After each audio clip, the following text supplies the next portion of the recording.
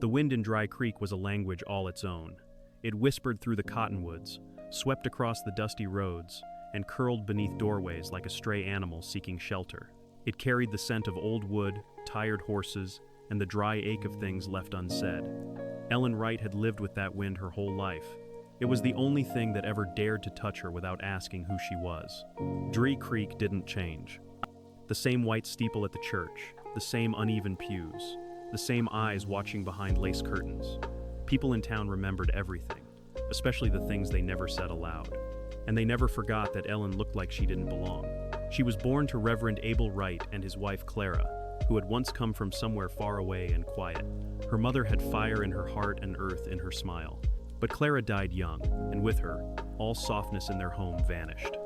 Ellen was just a girl then, with dark eyes and darker hair, already carrying the kind of silence that made people uncomfortable. She didn't look like the other girls. She wasn't pale like them, wasn't light. Her cheekbones were high, her eyes wide and deep, her hair thick and black like a thundercloud. The women of the church said she must have had something strange in the blood. They never said Navajo. They never had to. She heard them. She always did. Her father never defended her. Reverend Wright was the kind of man who believed salvation had a shape, and it was white and obedient.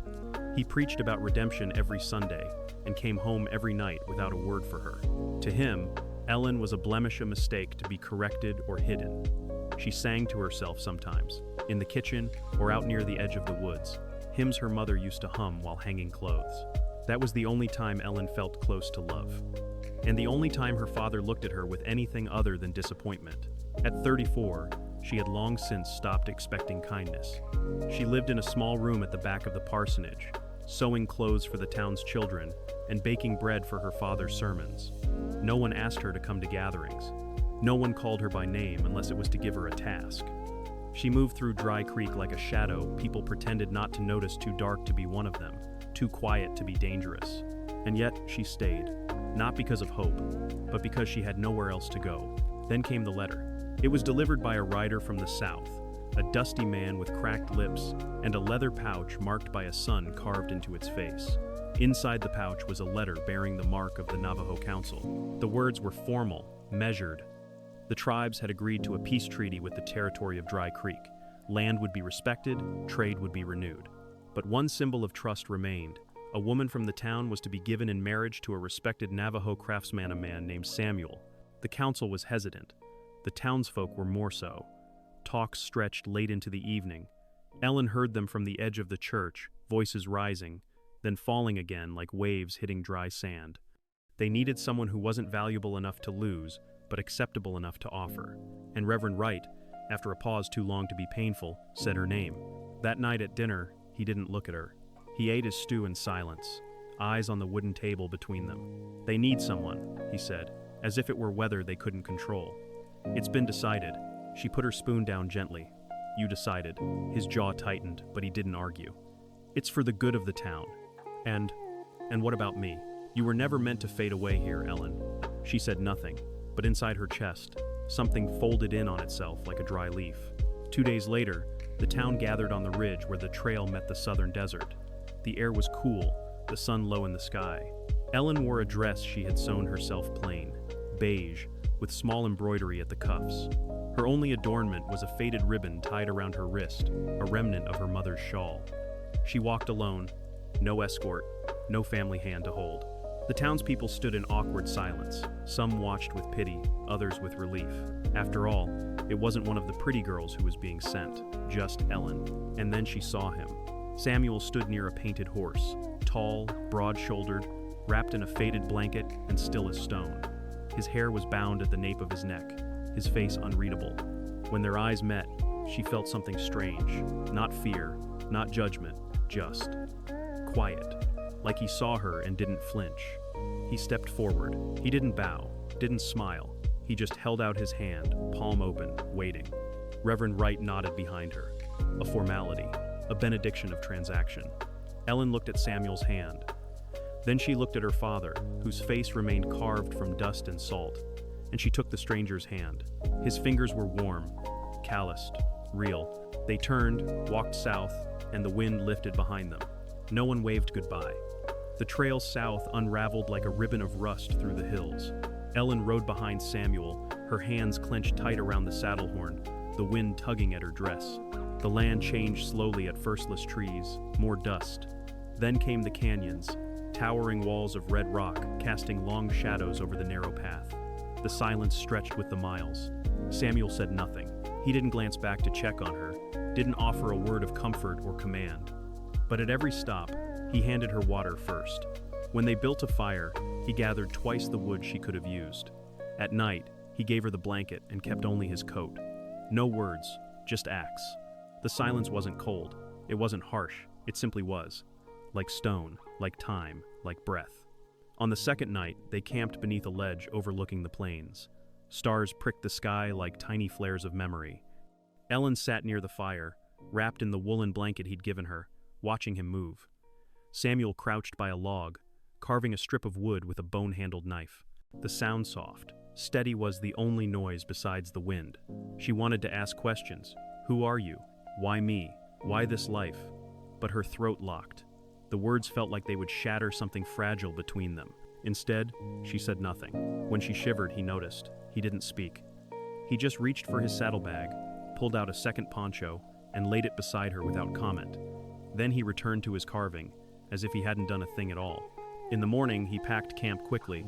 His movements were precise, habitual, practiced. Ellen watched him tie the bundles and lift them onto the horse. He looked like someone used to carrying weight, not just physical, but the kind that clings to the soul. They rode again, through a valley where wildflowers bloomed in unexpected colors: burnt orange, dusty blue. Ellen's muscles ached, but she didn't complain. Samuel didn't ask. It wasn't that he didn't care at least not exactly. It was something else, as though asking might be an intrusion. Late in the afternoon, she finally spoke. "Do you live alone?" Samuel turned his head slightly, his voice deep, calm. "Number." And that was all. The wind filled the space that followed. She didn't ask again. By the third day, the land had changed entirely. Red mesas cut into the horizon like ancient teeth. Small trees twisted up from rock. The air smelled like sage and smoke. When they reached the rise above the village, Ellen felt her breath catch. The Navajo settlement wasn't largino, more than 24 structures, mostly made of wood and stone, some covered in woven mats and hides. Children ran barefoot between homes. Dogs trotted after them. There was laughter in the air, but also a kind of watchfulness. As they rode down the slope, heads turned. Ellen could feel the weight of every gaze. Not hostile, not warm curious, measured, like they were trying to understand her shape without touching it. Samuel led her through the village without explanation. He stopped at a low-built house, rounded and made from clay and straw. A small fire pit sat out front, still warm from morning coals. He helped her off the horse. His hand at her waist was steady, not lingering. Then he gestured toward the doorway. "This is yours," he said. "Just that. Not our home, not your room. Only, this is yours." Inside, the space was simply a mat for sleeping, a woven blanket, a clay jug of water, a shelf with folded cloth, a small carved bowl, everything handmade, everything meant to serve, not impress. Ellen stood in the doorway, unsure of what to feel. Samuel didn't follow her in. He set her bag by the entrance, then stepped back. "I'll bring food," she nodded, still gripping the edge of the doorway like it might disappear. That evening, he returned with a clay bowl of stew. Corn, beans, something that might have been rabbit. He placed it on the ground, said nothing, and left. Ellen ate in silence. The fire outside crackled low. Somewhere nearby, a baby cried. A dog barked twice. The wind pressed gently against the walls of her new home, like it too was trying to find a place to belong. She lay on the mat that night, staring up at the wood beams above her, and felt more alone than she had in her life. But she wasn't scared. It was strange. She should have been terrified among strangers, far from everything she had known, married in name to a man who barely spoke. And yet, she felt something else, something that confused her. She felt safe. It was not the safety of familiarity, it was not comfort, it was the quiet certainty that Samuel would not hurt her, that he didn't see her as a problem or an obligation, he simply saw her, even if only in the smallest ways. The next morning, she found a strip of cloth folded by her door, a shawl simple, hand-woven, edged with red thread. No note, no name, but she knew. Samuel passed her later that day, carrying a carved staff for one of the elders. As he walked by, he looked at her once, then kept going. She touched the shawl at her shoulders and whispered, "Thank you." Whether he heard or not, she didn't know, but she stayed on the threshold a little longer that morning. And that night, for the first time, she fell asleep before the fire had burned out. The rains came late that year. A soft drizzle one evening turned the hard-packed dirt into damp clay, and the air into something almost tender. Ellen sat outside her small dwelling, shawl around her shoulders, listening to the hush of falling drops. The village quieted under the rain. Even the dogs slept still. She was stitching a worn satchel for a boy named Kian, who had brought it to her the day before with wide eyes and an apology for its torn strap. Her fingers moved in rhythm, more out of instinct than focus. Her mind was elsewhere on Samuel. In the weeks since her arrival, the silence between them had changed. Not broken, not filled, but softened. It was no longer a wall, it was a bridge, half built. Some days, he brought her tools. Others, fresh herbs. He spoke only when needed, but his presence lingered. She was beginning to understand him not through words, but through choices. And perhaps that was enough for now. A sound pulled her from her thoughts' footsteps, small, fast, and unfamiliar. A young girl, maybe 10 years old, skidded to a stop in front of her, holding something wrapped in an old cloth. "For you," the girl said in halting English. Ellen hesitated. "What is it?" The girl shrugged. "Came with traders. From the White Town. Had your name." Ellen took the bundle, nodding gently. The girl turned and ran off without waiting for thanks. Her hands trembled slightly as she peeled the cloth back. Inside was a rusted iron key tied to a scrap of ribbon-faded green, like the one her mother used to wear. Her breath caught. She knew this key. It had belonged to the small cedar chest her mother once kept at the foot of her beta chest that had disappeared the same week her mother died. Ellen hadn't seen it since she was 12. Heart pounding, she tucked the key into her shawl and stood. She found Samuel near the outer edge of the village, mending the frame of a drying rack. "I need to go," she said, surprising even herself with the steadiness of her voice. Samuel looked at her.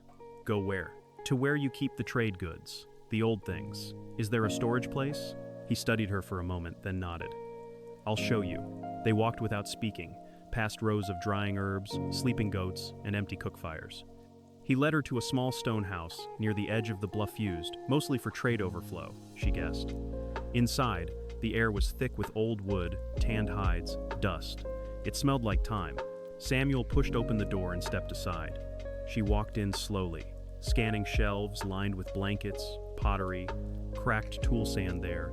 Near the back, half covered by a rolled rug, was the cedar chest. Her knees nearly gave. She knelt, pulled the rug away, and reached for the lock. The key slid in without resistance. Click. She opened the lid. A soft scent rose lavender, old paper, something that made her chest ache. Inside were folded scarves, embroidered handkerchiefs, a music box, and letters. So many letters.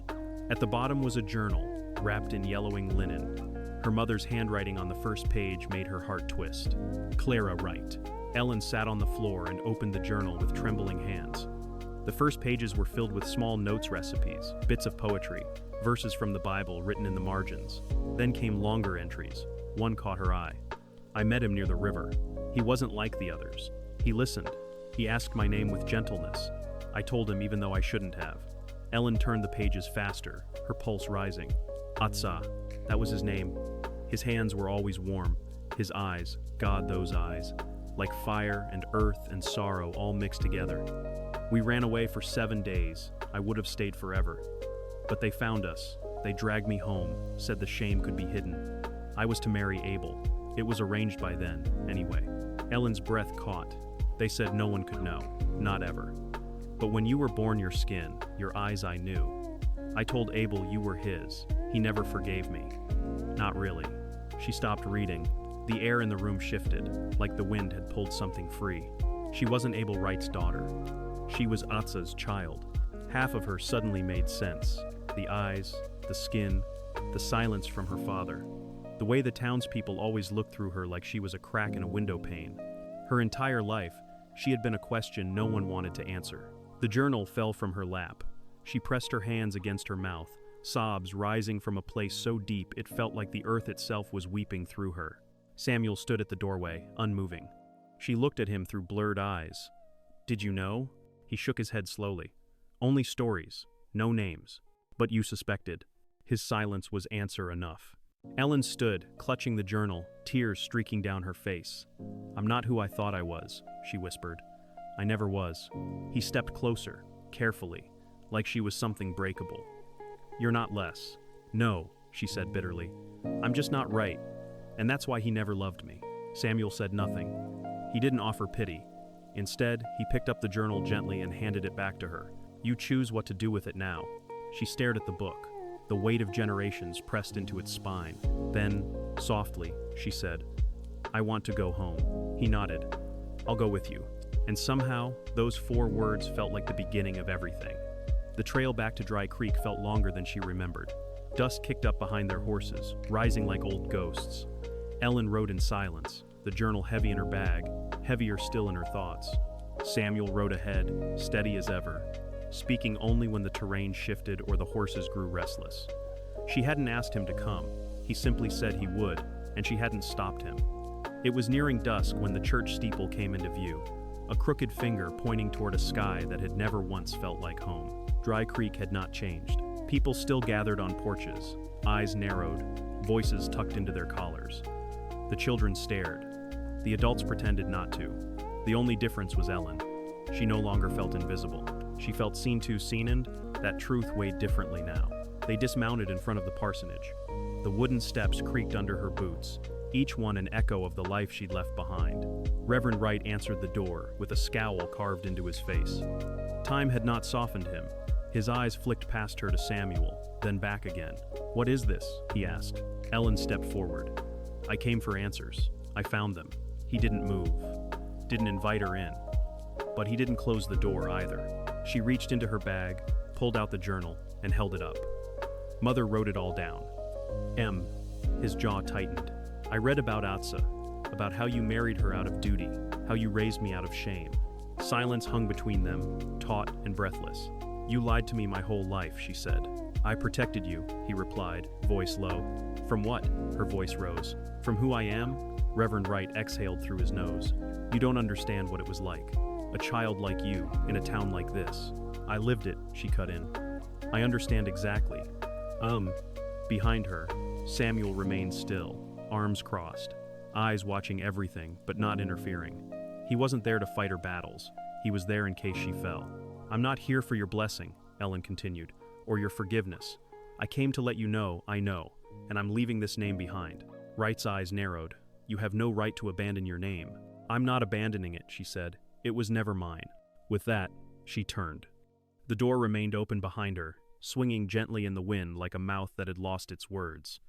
That night, they stayed at the edge of town in the old blacksmith's abandoned cabin.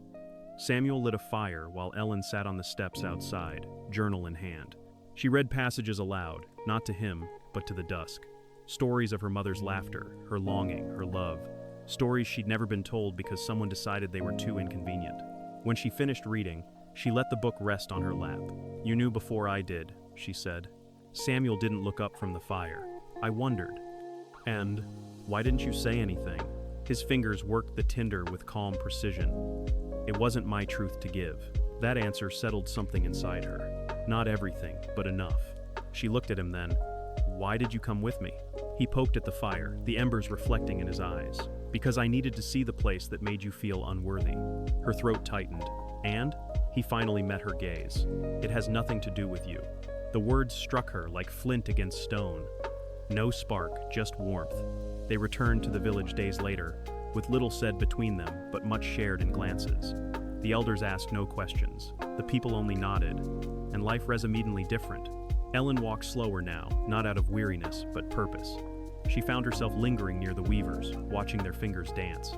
She helped the children gather wild herbs and told them names in English and Navajo both. She sang again, soft melodies that carried through the early light. But the biggest change was within her. No longer unsure of where she belonged, she stopped seeking approval. The women noticed it first. They brought her more things to mend, but now sat with her while she worked. They told her stories. They laughed. She laughed back. And then one morning, a voice called to her from behind the water well. Yara. She was the eldest among the women, always quiet, always watching. I have something for you, she said, handing Ellen a folded bundle wrapped in deer hide. Inside was a woven tunic, red threads embroidered at the edges, a symbol stitched at the chest. 2 roots, tangled but strong. What does it mean? Ellen asked. That you're no longer walking between, Yara said. You've chosen. Ellen's fingers traced the pattern. I didn't choose where I came from. Yara smiled gently. But you chose where to grow. That night, Ellen wore the tunic. She walked through the village, shoulders straight, chin lifted. She passed Samuel sitting near the fire, whittling another figure. He looked up, his eyes catching the red thread. She paused. You were right, she said. He tilted his head. About what? It wasn't about who raised me, or who loved me. It was about who I decided to be. Samuel set the carving down. And who are you now? Ellen smiled, slow and sure. Someone who stayed. Not because she had to, because she wanted to. Oh. In his eyes, there was no pride, no triumph. Only peace. The sky turned amber at dawn, the kind of color that felt like a held breath before the world woke fully. Ellen stood by the river, barefoot, letting the cold water kiss her toes. The chill grounded her. She watched it move, clear and certain, like it knew exactly where it belonged. She envied it once. Now, she understood. Behind her, the village began to stir quiet footsteps, low voices, the smell of juniper smoke curling upward from cooking fires. This day was different. There was something reverent in the air, like the earth itself was paying attention. Yara approached just after sunrise, a bundle in her arms. It's time, she said softly. Ellen turned and followed without question. They walked through the winding paths of the village, past homes she once tiptoed by. Now, children waved as she passed. Women offered nods. Even the old men, so stern in silence, watched her with something like respect. At the center of the village, the fire had already been lit. Stones circled it in careful symmetry. Around it stood the people elders, children, craftsmen, mothers. Samuel stood at the edge, his arms crossed, eyes steady on her. The shaman stepped forward. He was thin, but not fragile. His hair silver, his eyes like coals that still burned low. Around his neck hung a necklace of carved bone and turquoise. He raised his hand, and the crowd quieted, as if a great wind had hushed the valley. This woman, he said, voice rough but strong, came to us not as a bride, but as a shadow cast by others. The words hung there, heavy but not cruel. She bore no name we knew, no past we shared. She came with silence in her chest, with questions in her hands. He looked at Ellen then, eyes deep as ravines. And yet, she listened, she stitched, she stayed. Ellen swallowed hard. Her heart felt too big for her ribs. The shaman turned to Yara, who unwrapped the bundle. She carried a robe woven of soft gray and red, the colors of dusk on desert stone. Its edges were lined with stitched feathers, and at the center, a symbol Ellen had never seen before, a mountain pierced by a beam of light. This is yours now, Yara said, holding it out. Ellen took it with both hands. The shaman raised his arms. Today, he said, we give her a name not borrowed, not forced but true. The name given by her walk, not her birth. He stepped closer, and his voice lowered to a whisper only she could hear. Ayani, light that roots. Ellen closed her eyes. Ayani, not a label, not an erasure, a becoming.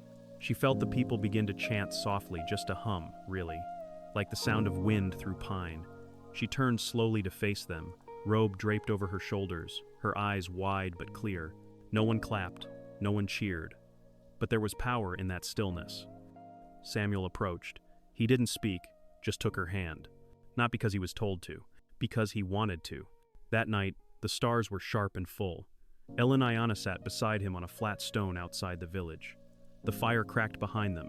Their fingers touched lightly, but neither moved to deepen the contact. The quiet between them was sacred now. They didn't need to fill it. After a while, she spoke. Do you remember the day we met? He nodded. You didn't flinch. I did, she smiled. On the inside, but I was too proud to show it. You looked like you'd already survived worse. She turned to him. I had. They sat in silence for another minute. Then she said, I don't think I could have stayed here, even with the truth, if you hadn't treated me like I mattered, even before I knew who I was. He nodded slowly, voice low. It wasn't about knowing. It was about seeing. Ayani felt the words settle inside her like stones warming in sun. I'm not the same woman you met, she said. I know, he replied. You're more. She leaned her head against his shoulder. "I never thought I'd be chosen," she said. Samuel didn't respond with words. Instead, he lifted her hand, pressed it against his chest over his heart, a beat, steady, unspoken. That was his answer. Years passed. The seasons changed, the village changed, but Ayani remained, not as a guest, not as an outsider, but as a voice. She taught the children letters not just in English, but in symbols that had been passed down in her mother's stitching and her father's blood. She grew a garden of herbs and stories. She carved a bench beneath the tallest tree in the village, and there she sat many afternoons, listening more than she spoke. People came to her not for magic, not for miracles, but for stillness, for truth, and always, Samuel was nearby. He never claimed her, never caged her. He simply stood with her, year after year, like the quiet mountain she had once feared and later climbed. On the 5th spring after her naming, a child was born. A girl. They named her Mira, meaning to see, because that was what saved Ayani. Not being rescued, but being seen. And in the nights that followed, when the stars blinked quietly and the world softened, Ayani sometimes stood outside her home, holding Mira close, watching Samuel shape small sculptures from driftwood. She would smile, not with victory, not with pride, but with peace. She had a name now. And even more than that, she had chosen it. There are stories that entertain, and then there are stories that gently reach inside us, brushing places we forgot we carried. The story of Ayani, once Ellen, is one of those. It's not about grand victories or loud triumphs. It's about quiet revolutions, the kind that begin with a whisper, "I am more than what they said I was." Many of us carry names that were chosen for us by family, by society, by circumstance. Some carry the weight of silence, of being overlooked, of not quite fitting into the boxes built for others. We learn to shrink, to comply, to survive. And yet, there comes a time when survival is no longer enough. Ayani's story reminds us that belonging isn't given, it's built, not by demanding space, but by choosing to stay where we are seen and where we begin to see ourselves, truly and fully. She didn't need to be rescued. She didn't need a man to fight for her. What she needed was the space to remember who she was beneath the dust of years spent hiding her light. Samuel didn't save her, he honored her. And through that honoring, she stepped into her own power. This is the lesson that echoes. Your story doesn't end where someone else tried to erase you. In fact, it may just begin there. It's never too late to claim your name, to rewrite the meaning of your presence, to be, finally, who you were meant to be, not despite the rejection, but because of it. And maybe, just maybe, you find your own Samuel, a friend, a partner, a place that doesn't ask you to change to be worthy of staying. Someone who says in the quietest way, "You were always enough." So if this story stirred something in you, an old memory, a forgotten dream, a silent hope, don't let it fade. Let it root, let it guide you to a new beginning. And if you believe in stories like this, human, deep, and true, I invite you to subscribe to this channel. Here, we honor tales from the forgotten corners of the Wild West, where women and men like Ayani remind us what courage really looks like. Choosing to stay, choosing to speak, choosing to rise. Because in the end, the most powerful revolutions aren't shouted, they're chosen. And sometimes, all it takes is a name.